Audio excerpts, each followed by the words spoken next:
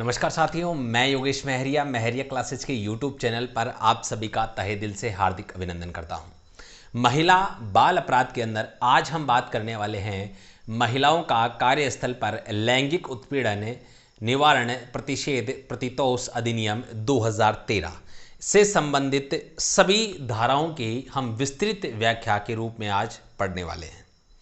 To the point आज हम बात करेंगे और एग्जाम की दृष्टिकोण से इन धाराओं से जितने भी सवाल बनते हैं उन सभी को कवर करते हुए आगे बढ़ेंगे। साथियों, एग्जाम में ये अधिनियम काफ़ी महत्वपूर्ण रहने वाला है और संभावित सबसे अधिक प्रश्न भी इसी अधिनियम से बनने की संभावना है, क्योंकि 2018 और 2019 में सबसे अधिक चर्चा में रहने वाला अधिनियम यही था। तो चलिए यहाँ से आज हम जितने भी सवाल बनते हैं उन सभी को कवर करते हुए आगे बढ़ेंगे। लेकिन उससे पहले आप सभी से निवेदन है कि आप पूरी कक्षा देखिएगा, क्योंकि तभी आपके सभी कंसेप्ट क्लियर होंगे। तो चलिए देखिए, हमने इससे पहले बात की थी कि इस एक्ट के अंदर टोटल कितने अध्याय थे? 8 अध्याय हैं। और साथ में हमने ये भी बात की थी कि इन 8 अध्यायों में टोटल कितनी धाराएं हैं? 30 धाराएं हैं। अब प्रत्येक धारा को जहां से सवाल बनते हैं उसे हमने डिटेल में पढ़ने का प्रयास किया है और बाकी जो धाराएं हैं उनको हमने सामान्य रूप से पढ़ने का प्रयास किया है। चलिए सबसे पहले शुरुआत करते हैं धारा 1 से। किसी भी अधिनियम की धारा 1 में 3 बातें लिखी होती है मुख्य रूप से। सबसे पहले उस अधिनियम का संक्षिप्त नाम। तो इस अधिनियम का जो नाम होगा वो यही है, महिलाओं का कार्यस्थल पर लैंगिक उत्पीड़न निवारण प्रतिषेध प्रतितोष अधिनियम 2013। साथ में इसका अधिनियम का विस्तार कहां पर होगा? तो इस अधिनियम का जो विस्तार है, इस अधिनियम का जो विस्तार है वो कहां पे है? संपूर्ण भारत में है। साथ में अगला सवाल इसी के अंदर अगले पॉइंट का जो प्रावधान यहां से किया जाता है वो है प्रवृत्त होने की तिथि।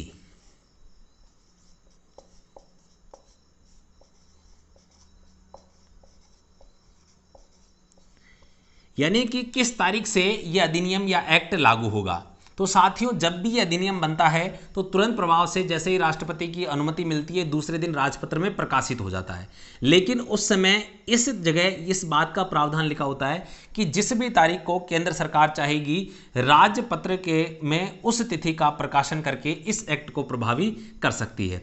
लेकिन हमारे जो एग्जाम बनता है टू द पॉइंट, एग्जाम में पूछा जाता है कि कब लागू हुआ, तो आपको याद रखना है 9 दिसंबर 2013 को महिला उनका कार्यस्थल पर लैंगिक उत्पीड़न निवारण प्रतिषेध प्रतितोष अधिनियम 2013 लागू हुआ था।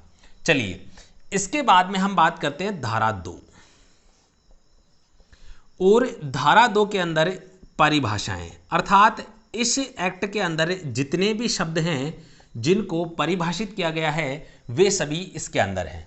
अब इसमें महिला, व्यथित महिला, कार्यस्थल, लैंगिक उत्पीड़न, नियोजक हम बात करें तो मुख्य रूप से सभी को परिभाषित किया गया है।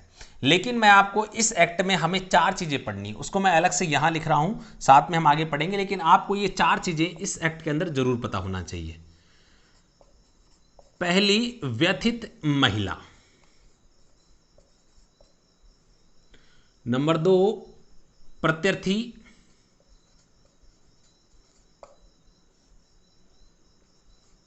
नंबर 3, नियोजक।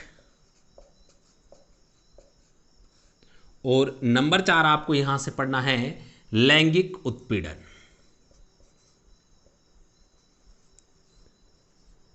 जी हां दोस्तों, लैंगिक उत्पीड़न को भी इसी धारा में परिभाषित किया गया है। हालांकि इस धारा में कार्यस्थल को भी परिभाषित किया गया है और भी बहुत सारी परिभाषाएं हैं, लेकिन हमें मुख्य रूप से केवल 4 ये परिभाषाएं पढ़नी है, क्योंकि आपके एग्जाम में इन्हीं परिभाषाओं में से सवाल पूछा जाएगा। तो चलिए सबसे पहले व्यथित महिला कौन होगी, मैं इन्हें सामान्य शब्दों में आपको समझाने का प्रयास करता हूं, फिर हम यहां पे जो इसकी जो शब्दावली है उसको हम पढ़ेंगे। व्यथित महिला जिसका लैंगिक उत्पीड़न हुआ है। प्रत्यर्थी जिसने लैंगिक उत्पीड़न किया है, किसका? महिला का। नियोजक यानी कि जिस संस्था में या तो ये महिला काम करती है या फिर ये व्यक्ति काम करता है या दोनों काम कर सकते हैं, उसका जो भी प्रबंधक होगा वो कौन है? नियोजक। ठीक है, जिसके ये नियंत्रण में कार्य करते हैं। आगे हम बात करेंगे लैंगिक उत्पीड़न। इसको बहुत ही व्यापक तरीके से यहाँ समझाया गया है कि लैंगिक उत्पीड़न के अंदर वास्तव में क्या क्या शामिल होगा। कोई टिप्पणी विशेष, किसी प्रकार के इशारे, मौखिक अमौखिक, लैंगिक पक्षपात की मांग, बहुत सारी चीज़ें हैं जिनको आज हम पढ़ने वाले हैं। ये कक्षा आपके लिए काफ़ी महत्वपूर्ण है क्योंकि आप भी सरकारी सेवाओं में जा रहे हैं और आप भी किसी कार्यस्थल पर कार्य करने वाले हैं, तो आपको भी इन बातों का विशेष ध्यान रखना है। तो चलिए बात करते हैं। सबसे पहले नंबर 1, व्यथित महिला।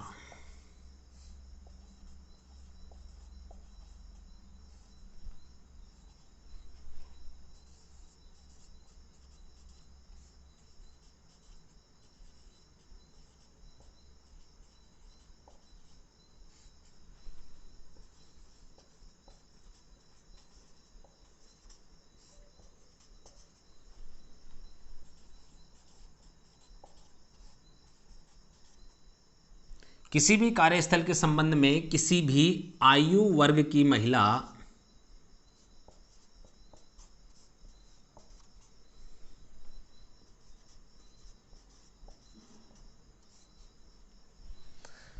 किसी भी कार्यस्थल के संबंध में किसी भी आयु वर्ग की महिला जो चाहे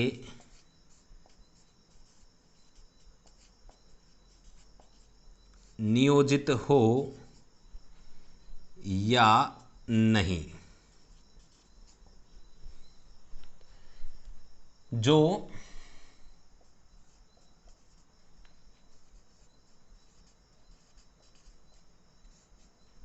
प्रकृति के विरुद्ध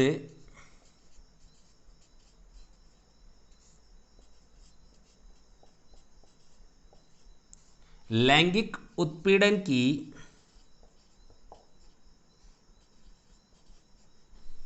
शिकायत करती है।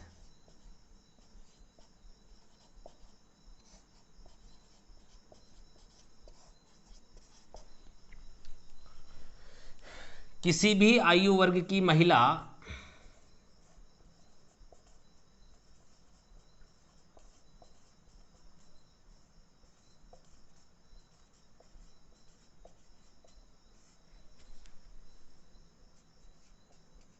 जो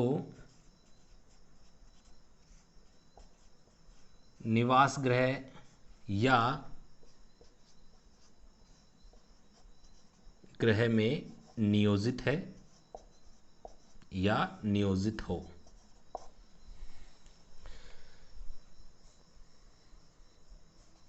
सरकारी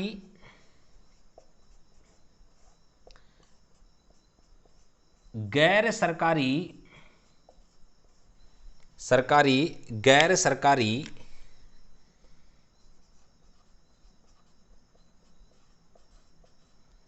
असंगठित क्षेत्र में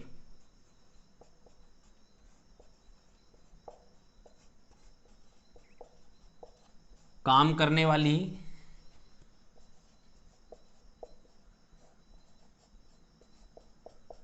वेतनभोगी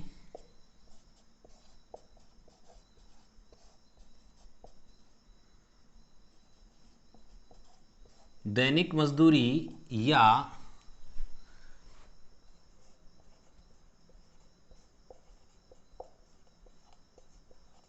अन्य मानदेय प्राप्त महिला। साथियों, आपके सामने व्यथित महिला की काफ़ी व्यापक परिभाषा जो है आपके सामने लिखी गई है। अब इस परिभाषा को मैं समझाता हूं। देखिए, किसी भी कार्यस्थल के संबंध में किसी भी आयु वर्ग की, यानी कि आयु की कोई बाध्यता नहीं है, वो किसी भी आयु वर्ग की हो सकती है, वो 5 साल की हो सकती है, वो 10 साल की हो सकती है, 50 साल की हो सकती है, कोई बाध्यता नहीं है। दूसरी चीज, किसी भी कार्यस्थल का मतलब ये जहां पे उसका लैंगिक उत्पीड़न हुआ हो। ठीक है, वो कोई भी दुकान हो सकती है, शॉप हो सकता है, स्टेडियम हो सकता है, क्योंकि इस हम बात करें इस धारा 2 के अंदर कार्यस्थल की परिभाषा भी दी गई है और उस कार्यस्थल की परिभाषा के अंदर उस परिभाषा को बहुत ही व्यापक बनाया गया है। यानी कि जिम भी हो सकता है, ठीक है, स्टेडियम हो सकता है खेल की प्रतियोगिता के दौरान भी ऐसा हो सकता है। आप समझ रहे हैं, यानी कि इसको बहुत ही अधिक व्यापक बनाया गया है। ठीक है, तो किसी भी कार्यस्थल पर किसी भी महिला के संबंध में वो किसी भी आयु वर्ग की हो सकती है, चाहे वह नियोजित हो या नहीं, भले ही वो वहां पर काम करती हो या नियोजित होने का मतलब है कि वो कर्मचारी हो वहां की या नहीं, ये ऐसा कोई जरूरी नहीं है। हो तब भी ठीक है, नहीं हो तब भी ठीक है, वो दोनों ही कैसी होंगी, व्यथित महिला की श्रेणी में आएंगी। कब? जब वो प्रत्यर्थी के विरुद्ध लैंगिक उत्पीड़न की शिकायत करेंगी। यानी कि जब कोई महिला ये इस बात की शिकायत करती है कि उसका क्या हुआ है, लैंगिक उत्पीड़न, ठीक है, कहां पर, किसी भी कार्यस्थल पर, तो जरूरी नहीं है कि वो वहां पर काम करती हो, ठीक है, और करती भी हो, दोनों ही चलेगा। आगे हम बात करते हैं, किसी भी आयु वर्ग की महिला जो निवास गृह या गृह में नियोजित हो। निवास गृह यानी कि जितने भी आप हॉस्टल्स वगैरह देखते हैं, नारी निकेतन हो गए, बच्चों से संबंधित कुछ हॉस्टल्स हो गए, किसी भी प्रकार का जहां सामूहिक रूप से एक तरीके से हम कहें लोग रहते हैं। दूसरी चीज ग्रह का हम बात करें, यानी कि जो प्राइवेट हम एक तरीके से कह सकते हैं, जो लोग नौकरानी वगैरह रखते हैं और अपने घर में जैसे खाना वाना झाड़ू पोछा करने के लिए, तो वहाँ पर भी यदि किसी महिला के साथ इस प्रकार की कोई घटना होती है, उसका लैंगिक उत्पीड़न होता है और वो शिकायत करती है, तो वो भी इसको भी इसके अंदर शामिल किया गया है। साथ में सरकारी गैर सरकारी, देखो सरकारी जितने भी कार्यालय हैं उनको भी कवर किया गया है, गैर सरकारी, ठीक है, साथ में असंगठित क्षेत्र, ठीक है, असंगठित क्षेत्र में कौन से आते हैं, दैनिक मजदूरी करने वाले लोग, ठीक है, में काम करने वाली वेतन भोगी, यानी कि जिसको महीने वाले दिन पेमेंट मिलती हो वो क्या होगी, वेतन भोगी। दैनिक मजदूरी यानी कि जिनको डेली काम किया जाता है और डेली उनका पेमेंट कर दिया जाता है, या अन्य मानदेय प्राप्त महिला, ठीक है साथियों, यानी कि अन्य किसी प्रकार का उसको जो पेमेंट काम करने के बदले दिया जाता है, तो वे सभी किसमें हैं, व्यतीत महिला में। लेकिन यहाँ पे जो सबसे इंपॉर्टेंट बात जो है वो इसका प्रोटोकॉल का फॉलो होना जरूरी है कि वो क्या करना चाहिए, प्रत्यर्थी के खिलाफ लैंगिक उत्पीड़न की शिकायत अवश्य करनी चाहिए। इन सब में जो भी महिला शिकायत करेगी वही क्या होगी, व्यथित महिला की श्रेणी में शामिल होगी। तो उम्मीद करता हूं आपको इस परिभाषा से काफ़ी सारी चीज़ें क्लियर हुई होंगी। अब आपके सामने ये मन में प्रश्न उत्पन्न हो रहा होगा, सर यहाँ से सवाल कैसे बनेगा। वो यही पूछेगा कि निम्न में से व्यथित महिला के संबंध में कौन सा कथन सही है। पहला, किसी भी कार्यस्थल के संबंध में किसी भी आयु वर्ग की महिला नियोजित हो या नहीं, व्यथित महिला होगी, नंबर 1। नंबर 2, किसी भी आयु वर्ग की महिला जो निवास गृह या गृह में नियोजित हो को इस परिभाषा के अंदर कवर किया गया है। तीसरा, सरकारी गैर सरकारी असंगठित क्षेत्र में काम करने वाली वेतन भोगी दैनिक मजदूरी मानदेय प्राप्त महिला। चौथा ऑप्शन होगा उपरोक्त सभी, और उपरोक्त में से कोई नहीं। तो इस प्रकार से आपको यहाँ पर याद रखना है कि यहाँ से आपके संबंध में सवाल बनता है। अब नंबर 2 धारा कौन सी है, प्रत्यर्थी, ठीक है। धारा 2 में प्रत्यर्थी की परिभाषा किस प्रकार से परिभाषित की गई है, चलिए समझिए। इसमें बताया गया है, व्यथित महिला द्वारा, आप इसको इसके नीचे लिख लीजिएगा, व्यथित महिला द्वारा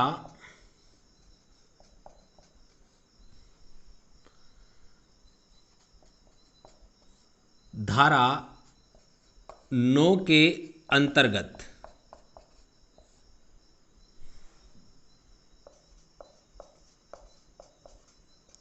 परिवाद प्रस्तुत किया गया हो।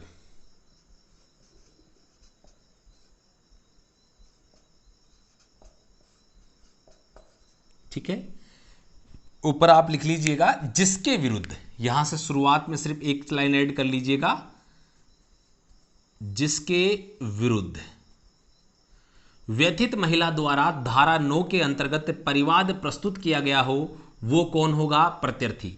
यानी कि मैंने आपको पहले भी कहा, शिकायत करने वाली कौन होगी, व्यथित महिला अर्थात जिसका लैंगिक उत्पीड़न हुआ हो।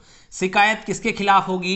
प्रत्यर्थी के खिलाफ, यानी कि जिसने लैंगिक उत्पीड़न किया है। ठीक है, तो यहां से आपकी ये जो धारा है, धारा प्रत्यर्थी की परिभाषा आपसे पूछेगा निम्न में से प्रत्यर्थी की परिभाषा कौन सी है? जिसके विरुद्ध व्यथित महिला द्वारा धारा 9 के अंतर्गत परिवाद प्रस्तुत किया गया है। तो यहां से एक और बात क्लियर हो जाती है मेरे साथियों कि धारा 9 में क्या है? परिवाद प्रस्तुत करने का प्रावधान है। ठीक है, यानी कि धारा 9 के अंदर लैंगिक उत्पीड़न का परिवाद या शिकायत दर्ज करवाई जाती है। तो चलिए, उम्मीद करता हूं यहां तक के सभी कंसेप्ट आपके क्लियर हो गए होंगे। तो आप इसका फटाफट से एक स्क्रीनशॉट ले लीजिए। साथ में मैं आपको ये बात बता दूं, हो सकता है आपको ये कक्षाएं थोड़ी बोरिंग लगे क्योंकि ये सब्जेक्ट आप पहली बार पढ़ रहे हैं, तो बड़ा ध्यान देने की आवश्यकता है। चलिए साथियों, तभी आपके 5 नंबर कंफर्म होंगे। फटाफट से इसका स्क्रीनशॉट ले लीजिए।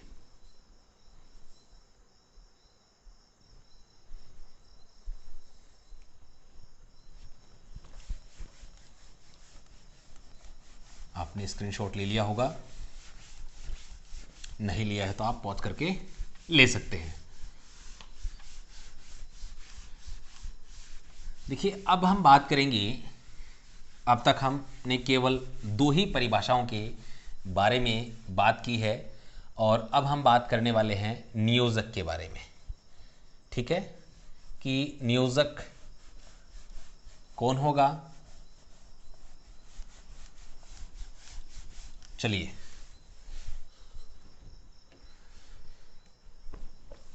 फिर उसके बाद में हम बात करेंगे लैंगिक उत्पीड़न के बारे में। देखिए, नियोजक नंबर 3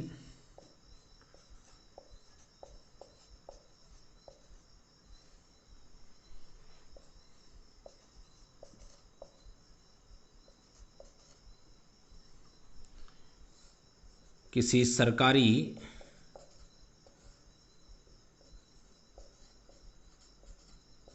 या किसी स्थानीय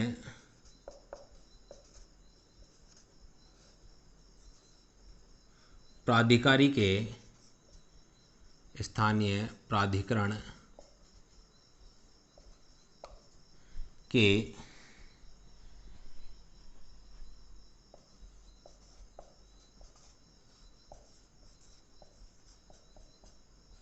किसी विभाग, संगठन,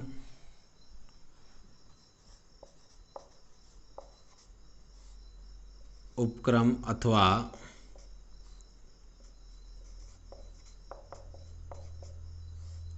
नियंत्रण के लिए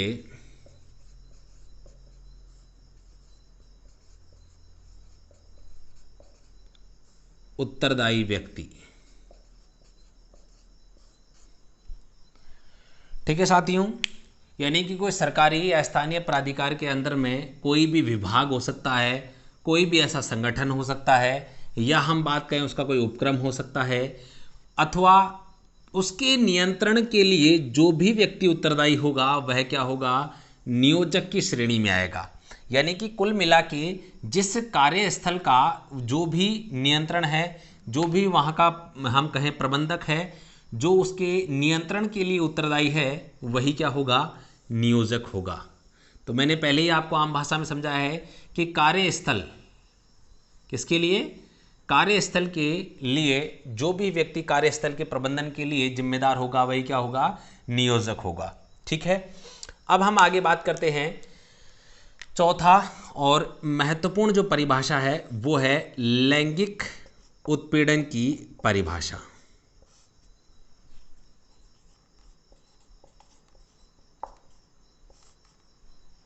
तो देखिए, ऐसा निंदनीय व्यवहार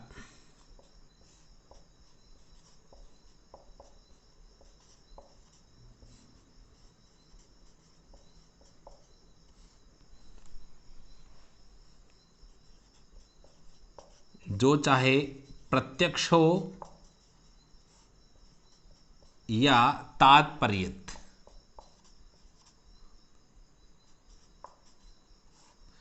ठीक है, इसमें सबसे पहले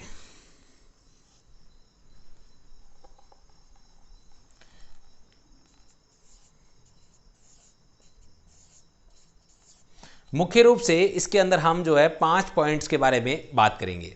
सबसे पहले शारीरिक संपर्क,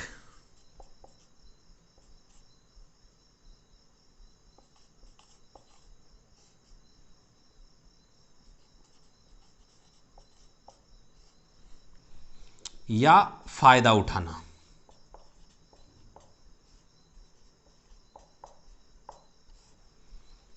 दूसरा है लैंगिक अनुकूलता की मांग करना।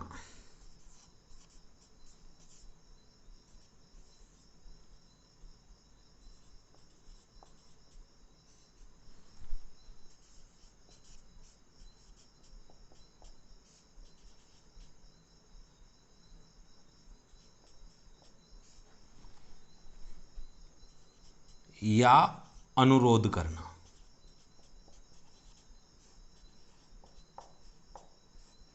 ठीक है साथियों, तीसरा है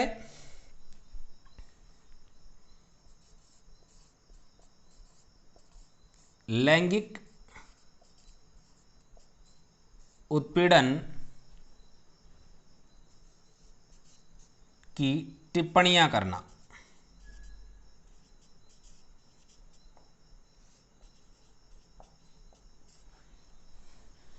चौथा है अश्लील साहित्य दिखाना।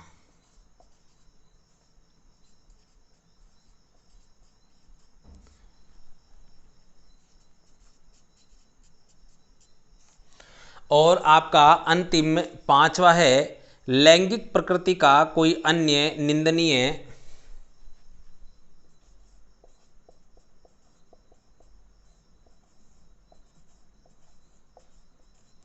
लैंगिक प्रकृति का कोई अन्य निंदनीय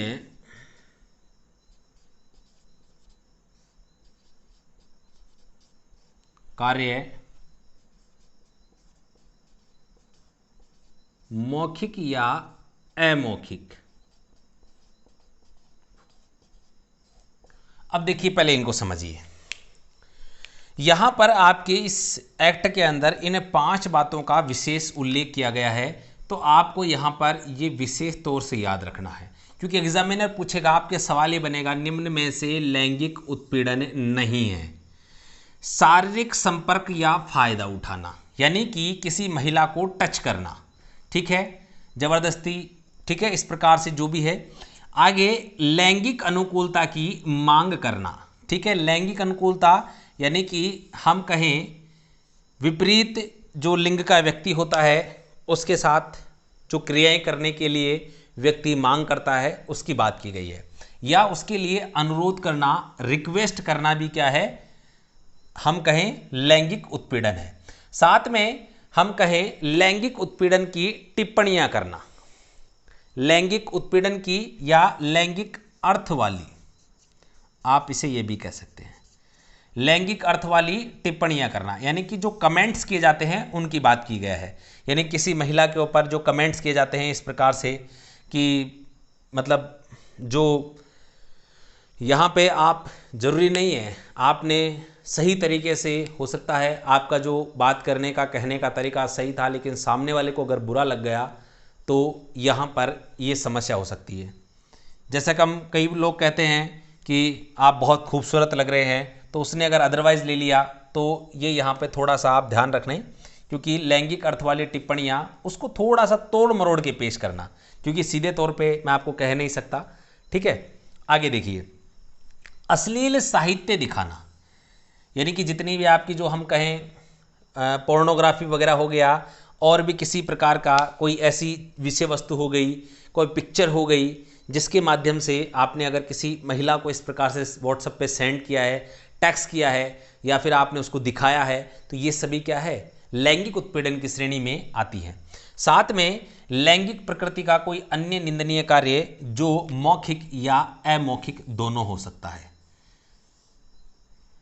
मौखिक यानी कि आपने बोलकर ऐसी कोई बात कही जो लैंगिक उत्पीड़न हुआ, या अमौखिक यानी कि इसका अर्थ ये हो गया कि इशारे में, आप समझ रहे हैं, इशारे में आपने किसी प्रकार का कोई ऐसा अभद्र इशारा किया जिससे क्या हुआ कि वो लैंगिक उत्पीड़न की श्रेणी में आ गया। तो उम्मीद करता हूं यहां तक कि आपके सभी कंसेप्ट क्लियर हो चुके हैं। साथियों, आज हम धारा 1 और 2 के बारे में बात कर पाए। मेरा उद्देश्य था कि मैं कक्षा पूरी आपकी जो है 1 घंटे की लूं, लेकिन मैंने अभी नोटिस किया कि एक ही या 2 धाराओं के अंदर 20 से 25 मिनट हमारे व्यर्थ हो रहे हैं। तो मैं आगे चाहता हूं कि आपकी जितनी भी धाराएं हैं उनको मैं ऑलरेडी आपको शॉर्ट में सीधा टू द पॉइंट समझा दूं, जिससे आपके समय की बचत हो सके। तो चलिए साथियों, आज की इस कक्षा में केवल इतना ही। अगली कक्षाओं में हम निरंतर आपकी एक ही कक्षा में प्रयास करूंगा कि सभी धाराएं कवर हो जाएं। तो चलिए अगली कक्षा में पुनः आपसे मिलते हैं। तब तक के लिए जय हिंद, जय भारत मेरे साथियों।